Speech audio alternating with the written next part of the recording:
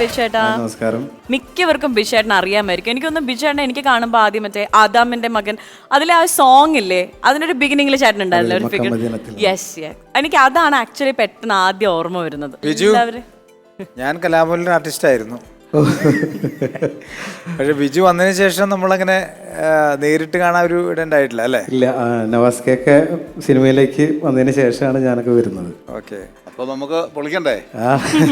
ബിജു ഒരു അസാധ്യമായിട്ട് താരങ്ങളെ അനുകരിക്കുകയും അസാധ്യമായിട്ട് പാടുകയും എന്നാലും സ്കിറ്റിലൊക്കെ ഒരു നിറ സാന്നിധ്യമായിട്ട് നിൽക്കുന്ന ഒരു കലാകാരനാണ്, ഒരു ഓൾറൗണ്ടറാണ്. അങ്ങനെ ഒരുപാട് കാര്യങ്ങൾ കയ്യിലുള്ള ഒരു ആർട്ടിസ്റ്റ് ആണ് ഇന്നസെന്റ് സർ. അപ്പൊ നമുക്ക് മനസ്സിലായി. പക്ഷെ അങ്ങനെയുള്ള ഒരാളെ ഇവരൊക്കെ എങ്ങനെ ഇഷ്ടപ്പെടുന്നു എന്നുള്ളതാണ് ഞാൻ നോക്കിക്കോട്ടെ. അങ്ങനെ ഉണ്ടാവാറില്ലേ? ഇന്ന് എന്ത് ബിജുചേട്ടാ ഇപ്പൊ ചെയ്യാൻ? ഇന്ന് ഞാനൊരു സ്പോട്ട് ഡബ് തിലകൻ സാറിന്റെ ഇന്ത്യൻ റുപ്പി എന്ന് പറഞ്ഞ സിനിമയിലെ ഞാൻ ആദ്യം രണ്ടുപേരും പാട്ട് പാടാം. ദാസേട്ടനും ജാനകി ചേച്ചിയും പാടിയ ഒരു തമിഴ് പാട്ടാണ്.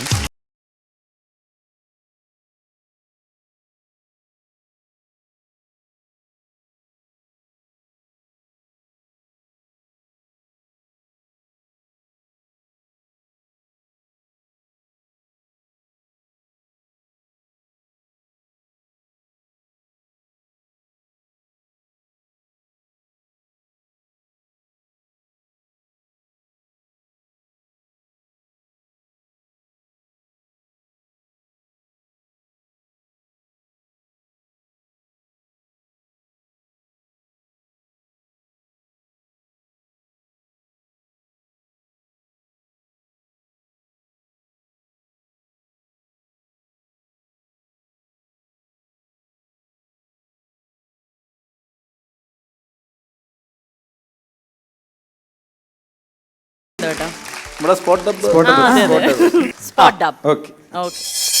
പിന്നുള്ള കാര്യം അറിയാലോ, നിങ്ങളുടെ കുട്ടിക്ക് നിങ്ങൾ എന്ത് കൊടുക്കും?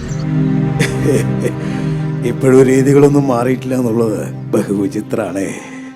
രക്ഷിതാക്കൾ തമ്മിൽ ഉറപ്പിക്കുന്ന കച്ചവട ഉടമ്പടിയാണോ സത്യത്തിൽ വിവാഹം? ആണും പെണ്ണും പരസ്പരം മനസ്സറിഞ്ഞെടുക്കേണ്ട തീരുമാനമാവേണ്ടത്. ഇപ്പയുടെ കാര്യത്തിൽ എന്തെങ്കിലും വ്യത്യാസം ഉണ്ടായ മനസ്സിലെ ഇഷ്ടം മറക്കാൻ തയ്യാറാവോ രണ്ടാളും? പ്രായമായ ആളുകളെ ഞാൻ കുറ്റപ്പെടുന്നില്ല, മുൻതലമുറ ചെയ്ത് അവരും ആവർത്തിക്കുന്നു എന്ന് മാത്രം. പക്ഷെ നമ്മുടെ ചെറുപ്പക്കാരെ കാര്യ കഷ്ടം. അവരിനി ചെയ്യേണ്ടത് ഒരു പെൺകുട്ടിയെ കാണുമ്പോൾ നിന്നെ എനിക്ക് ഇഷ്ടമാണെന്ന് പറയുന്നതിന് മുമ്പ് നിന്റെ വീട്ടുകാരുടെ ആസ്തി എത്രയാണെന്ന് ചോദിക്കുന്നതായിരിക്കും നല്ലത്. അവൻ്റെ കാര്യങ്ങൾ ഈസി ആയല്ലോ. ഡൗറിയുടെ കണക്കറിയാൻ വേണ്ടി വന്നതല്ല. അങ്ങനെ തോന്നിയിട്ടുണ്ടെങ്കിൽ ഞാൻ ക്ഷമ ചോദിക്കുന്നു. കൈ നിറയെ കൊടുക്കുന്ന സ്ത്രീധനത്തിൻ്റെ പേരിലല്ല, ഇതുപോലെ ഉറച്ച ശബ്ദത്തിൽ കൊടുക്കുന്ന വാക്കുകളുടെ പേരിലാണ് ഒരു പെൺകുട്ടിക്ക് സുരക്ഷ ഫീൽ ചെയ്യുക. ഈ വീട്ടിൽ ആരാണെന്ന് എന്നോട് ചോദിച്ചു. ആരുമല്ല, ഒരു വഴിപോക്കനാണെന്ന് കൂട്ടിയാൽ മതി. ഞാൻ പറഞ്ഞത് ആരെങ്കിലും വേദനിപ്പിച്ചിട്ടുണ്ടെങ്കിൽ എന്നോട് ക്ഷമിക്കണം കേട്ടോ. ഇല്ല സർ, ഇത് പറഞ്ഞു തരാൻ വേണ്ടി തന്നെയാവും അങ്ങേക്ക് ഇവിടെ വരാൻ തോന്നിയത്.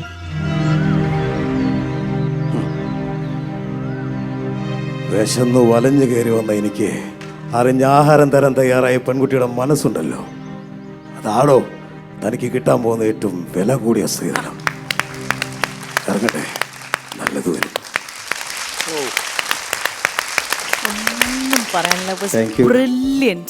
അത് അതിൽ നോക്കുമ്പോഴും അല്ലാത്തപ്പോഴും ഒക്കെ ആ വോയിസ് അത്ര ആപ്റ്റായിരുന്നു. ഞാൻ എന്തായാലും ഇന്നസെന്റ് സർ, എങ്ങനെ ഉണ്ടായിരുന്നു ഈ ഒരു സ്പോട്ട് ഡബ്? ഗംഭീരമായി. അതായത് ഒരു ശ്വാസം വിടുന്ന ശബ്ദം വരെ അതിൻ്റെ കറക്റ്റ് ഇതിലാണ് അദ്ദേഹം. തിലകൻ ചേട്ടനല്ല സംസാരിക്കണേന്ന് നമുക്കൊരിക്കലും പറയാൻ പറ്റില്ല. അത്രയും ഗംഭീരമായിട്ട് താങ്ക് യു സാർ. എനിക്ക് പറയാനുള്ളത് ബിജുവിനോട്, മിമിക്രി ചെയ്യുമ്പം കുറച്ച് മിമിക്രി ആയിട്ട് ചെയ്യണം, ഇത്ര ഒറിജിനാലിറ്റി ആയിട്ട് ചെയ്യരുത്. പണ്ട് സ്ഥിരം ചെയ്തൊരു ഉവാ ഉവാ അതൊന്നും അല്ലാതെയുള്ള വളരെ എന്താ പറയുക, വളരെ നാച്ചുറലായിട്ടുള്ള ഒരു വോയിസാണ് കിടക്കണം. അസാധ്യ പെർഫോമൻസ് കേട്ടോ, സമ്മതിച്ചിരിക്കും. പറയാനില്ല. ബിജു മിമിക്രിയിലൊരു മുതൽക്കൂട്ടാണ്. ഒബ്സർവ് ചെയ്യുന്ന ആളുകൾ, ഇപ്പോൾ അവർ സ്ട്രെയിറ്റ് ഇത് കണ്ടിട്ട് പഠിക്കുന്നവരുണ്ട്, സിനിമ കണ്ട് പഠിക്കുന്നവരുണ്ട്, അതുപോലെ അനുകരണങ്ങൾ കണ്ട് പഠിക്കുന്നവരുണ്ട്. അതുപോലെ ബിജുവിൽ നിന്ന് ഇനി വരുന്നവരൊക്കെ അത് ശ്രദ്ധിക്കും. കാരണം നമ്മുടെ ഒബ്സർവേഷൻ അതിന് മാതൃകയാകാൻ പറ്റുക എന്നുള്ളത് വലിയ കാര്യമാണ്, വലിയ അനുഗ്രഹമാണ്. ബിച്ചേട്ടാ താങ്ക് യു സോ മച്ച്. ശരിക്കും ഞങ്ങൾ ഒരുപാട് എൻജോയ് ചെയ്തു.